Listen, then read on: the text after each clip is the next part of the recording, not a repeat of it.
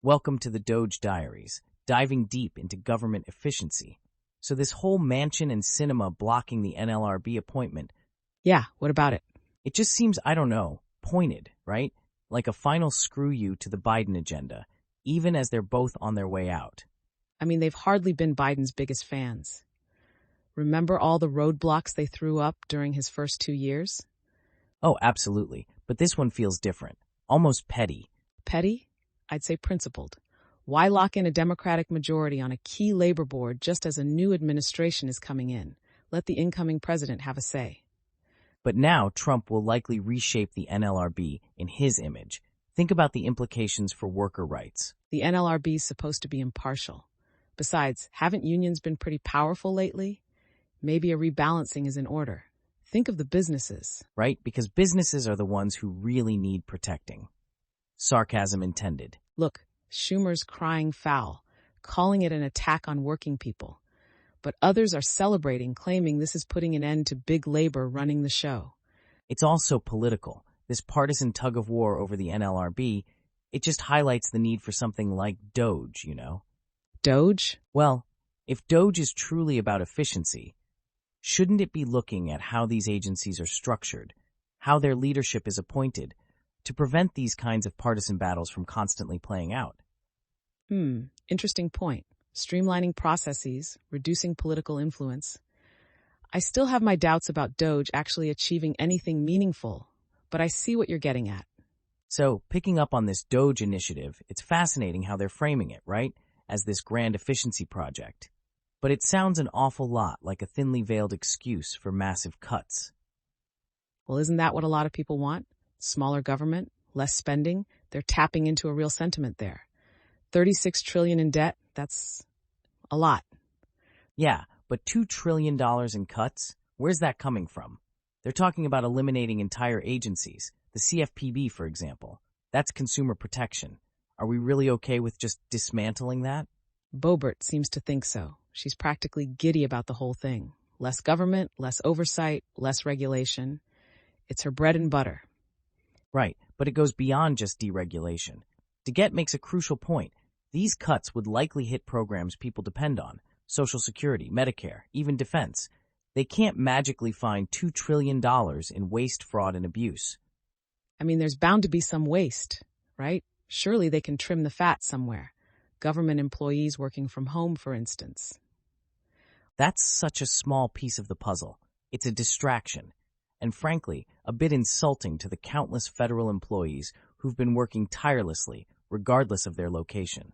This isn't about efficiency. It's about ideology. Negus isn't optimistic either. He's worried about cuts to essential programs, and as assistant leader for House Democrats, he's in a position to actually push back. So this DOGE initiative, Negus and Pedersen seem cautiously optimistic, but also deeply concerned about the potential implications. Yeah, I mean, who isn't for efficiency in government? But it's the how that's the sticking point, right? Pedersen's worries about Musk's conflicts of interest are particularly relevant. Billions in government contracts? Come on. Exactly. It's like putting the fox in charge of the henhouse, and the potential for deregulation benefiting his own companies, it's troubling. Absolutely. And then there's Hickenlooper, with his mayoral experience emphasizing the importance of morale among government employees. Smart guy. You can't just slash and burn and expect things to magically improve. He makes a good point. Respect for public servants is crucial. They're the ones who keep the wheels turning. This isn't about waste, fraud, and abuse. That's a scapegoat. This is about ideology and potentially personal gain. It's interesting that there's bipartisan support, though. Moskowitz and Landman, Democrats signing on to the DOGE caucuses. What do you make of that? Well, it shows that the idea of government efficiency has broad appeal. But I still have this nagging feeling that DOGE is being used as a cover for something more sinister. $2 trillion in cuts? That's not trimming the fat. That's amputation. Yeah, and what about the impact on essential programs, like those mentioned earlier? Social Security, Medicare, defense? It's going to be a bloodbath. So this Musk-Ramaswamy DOGE initiative, aiming for $2 trillion in cuts. Ambitious, right? Ambitious, bordering on delusional. $2 trillion? Where are they even going to find that kind of...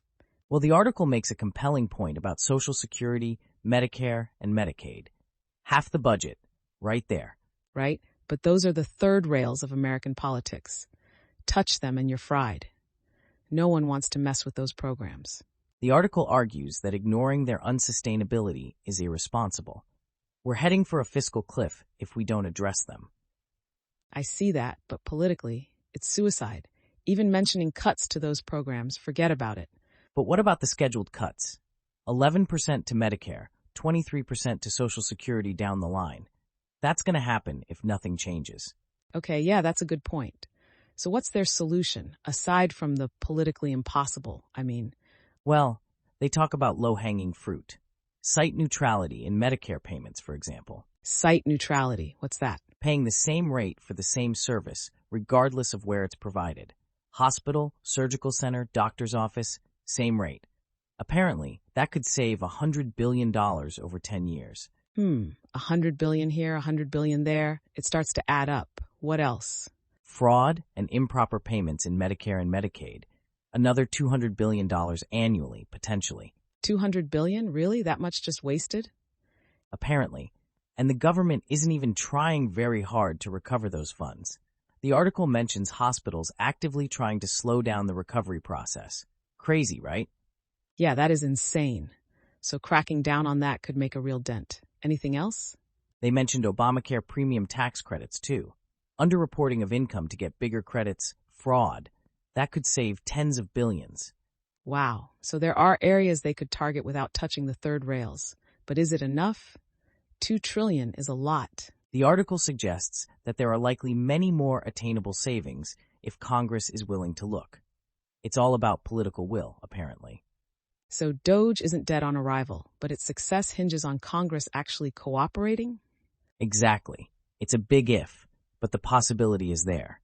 We'll have to see if they can actually pull it off. Yeah, $2 trillion in cuts. Color me skeptical, but I'm willing to be surprised. So, this Musk-Ramaswamy DOGE initiative, they're really going after the big ones, huh? Medicare and Social Security?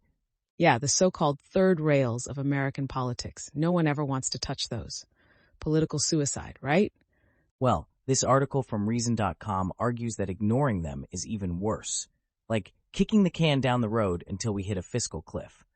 I get that, but politically it's a nightmare. Even suggesting cuts, people freak out. But what about the scheduled cuts that are already coming? 11% to Medicare, 23% to Social Security. That's going to happen if no one does anything. True. So what's the solution realistically? Well, the article talks about low-hanging fruit and site neutrality in Medicare payments. Site neutrality. Remind me what that is again. Paying the same for the same procedure, whether it's done in a hospital, a doctor's office, or a surgical center. Apparently could save $100 billion over 10 years. $100 billion here, $100 billion there. It starts to add up. What else? Fraud and improper payments. $200 billion a year, potentially just in Medicare and Medicaid. $200 billion? Wasted? That's a lot of money. And apparently the government isn't even really trying to recover it. Hospitals actively slowing down the process, the article says. Wow, that's crazy. So cracking down on that could be huge. Anything else? Obamacare premium tax credits. Underreporting of income to qualify for bigger credits. Tens of billions in potential savings there, too. So there are ways to make a dent without touching the third rails. But is it enough? $2 trillion in cuts. That's a moonshot. Yeah, I know. And frankly, DOGE is starting to sound less like a moonshot and more like, I don't know, a pipe dream. I'm all for government efficiency, but $2 trillion, it seems unrealistic. The article argues that $2 trillion in cuts is possible, but it'll take political will, right? Which, let's be honest, is in short supply these days. Yeah, color me skeptical. But hey, maybe this DOGE thing, maybe it can actually achieve something. We can only hope, right? Anyway, that's all the time we have for today's episode of the DOGE Diaries. Thanks for tuning in, everyone, and a special shout out to all our listeners around the globe. Keep those emails coming, and we'll catch you next time. Goodbye. So long, folks.